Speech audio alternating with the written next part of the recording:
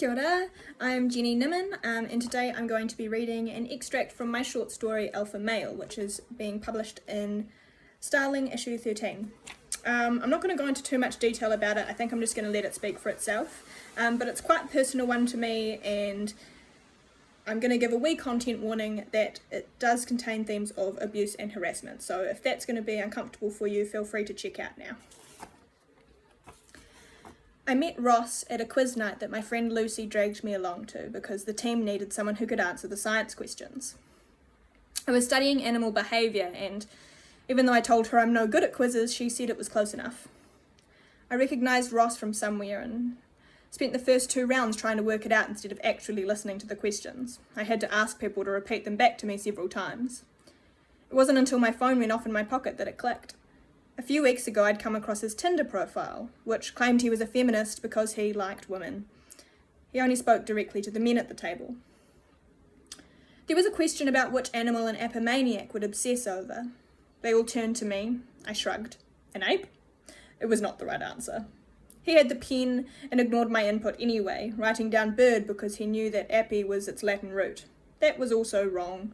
The Latin root for bird is avi, as in avian, aviary, aviation. We finished third to last. Despite never actually introducing himself, he sent me a message request on Facebook that night. An uninventive hey. 3 little letters, unpunctuated and all in lowercase. A scroll through his profile revealed a photo of him with the head of a stag in his lap, blood down the front of his shirt. He looked feral.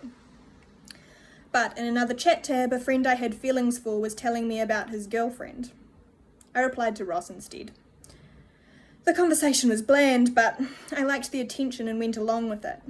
After a few days of messaging, he asked me to send him a shirtless picture to keep him interested, to prove I was sincere. He said he wouldn't trust me if I didn't. There is a wolf in my bedroom. He bunts at the mattress in the night, bites into my sleep. Some nights I'll stir to the feeling of a wet nose against my cheek, but when I reach out to touch him, my hands find nothing. He lives in the wardrobe, I think, but I don't know for sure because he has never let me see him. There is a nest of coats that have fallen from their hangers, and every few days they shift. I find his hoardings under sleeves, bits of chicken bone, flatmate socks, the missing tie from my dressing gown. I've tried to coax him out with dog biscuits, but it doesn't work. My clothes are threaded through with fur, and I wear them anyway. I've started sneezing and think I might be allergic. In the winter, my room turns heavy with damp, and soon everything starts to smell of wet dog. The sheets I sleep in, the shirts I wear. The other night I could have sworn I felt teeth against my thigh. There are small cuts and bruises that I can't explain. Wolves are often misunderstood. That's what I remind myself. In reality, they rarely pose a threat to humans because they're afraid of them. Mostly they will choose to observe rather than engage. But I don't like being watched, so I keep baiting him. I try leftovers, raw meat, chew toys. I play baby deer noises off YouTube. Eventually, he comes out to meet me. I had mentioned that I liked Italian food, so for my birthday, Ross took me to a subpar Italian place.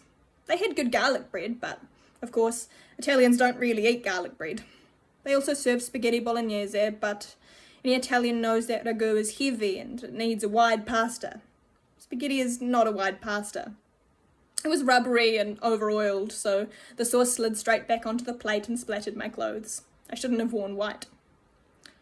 He spent most of the time running his finger over the candle wick, through the flame. It was a show of impulsivity, a way of presenting himself, all intentional. He made puppy eyes at me, told me he loved me. Not because he meant it, but because that's what you say at your girlfriend's birthday dinner.